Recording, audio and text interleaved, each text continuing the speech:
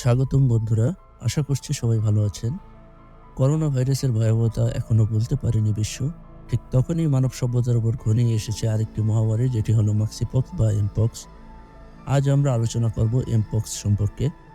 এই বিরল ভাইরাসটি কিভাবে আমাদের সংক্রমিত করে এবং কিভাবে আমরা এটি প্রতিরোধ করতে পারি সেই সম্পর্কে জানব।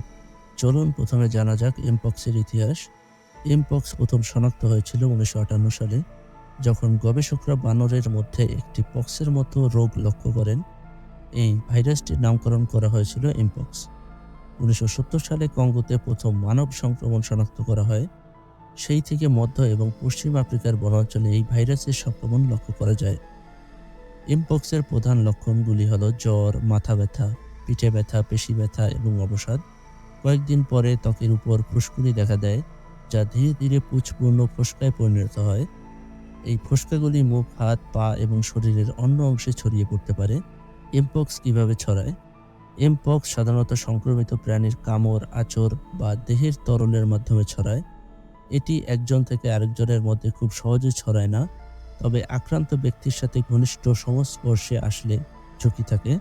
মানুষ থেকে মানুষে সংক্রমণ সাধারণত সর্দি, কাশি, দেহের তরল বা সংক্রমিত বস্তুর মাধ্যমে হতে পারে। তাহলে কি আমাদের বাঁচার কোনো উপায় নাই? আছে। তাহলে চলুন জেনে আসি এমপক্সের প্রতিরোধ এবং চিকিৎসা সম্পর্কে। এমপক্স প্রতিরোধের জন্য সবচেয়ে কার্যকরী উপায় হলো সংক্রমিত প্রাণী এবং ব্যক্তিদের সাথে সংস্পর্শ এড়ানো। অনেক ক্ষেত্রে গুটি বসন্তের টিকা এমপক্সের বিরুদ্ধে কার্যকর হতে পারে। সংক্রমিত ব্যক্তিদের পৃথক রাখা এবং তাদের সংস্পর্শে আসা বস্তুগুলো সঠিকভাবে জীবাণুমুক্ত করা জরুরি। চিকিৎসার জন্য প্রধানত লক্ষণভিত্তিক পরিচর্যা করা হয়, যেমন জ্বর কমানোর ওষুধ, ত্বকে ফোস্কা নিয়ামক, মলম ইত্যাদি। তাহলে আপনাদের মনে এখন একটা প্রশ্ন জাগতে পারে, তা হলো এমপক্সের বর্তমান অবস্থা কি? বর্তমানে এমপক্স সংক্রমণ কিছু কিছু দেশে আবার দেখা যাচ্ছে। বিশ্ব স্বাস্থ্য সংস্থা এবং বিভিন্ন স্বাস্থ্য সংস্থা এই ভাইরাসের বিরুদ্ধে লড়াই করছে এবং সঠিক তথ্য প্রদান করছে। আমরা সকলেই এই ভাইরাস সম্পর্কে সচেতন হতে পারি এবং প্রতিরোধমূলক ব্যবস্থা গ্রহণ করতে পারি।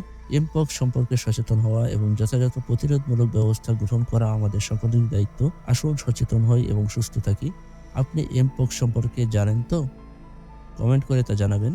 এই ভিডিওটি যদি ভালো লেগে থাকে তাহলে লাইক, শেয়ার এবং সাবস্ক্রাইব করতে ভুলবেন না। দেখা হবে পরবর্তী কোনো ভিডিওতে। ততদিন সুস্থ থাকুন, সচেতন থাকুন। ধন্যবাদ।